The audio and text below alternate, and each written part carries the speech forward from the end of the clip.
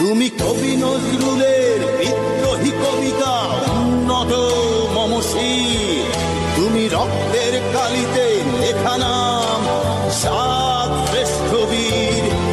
তুমি সুরের পাখি আব্বাসে দরদ ভরা সেই গান, তুমি আব্দুল আলিমের সর্বনাশা পদ্মা নদীর টান।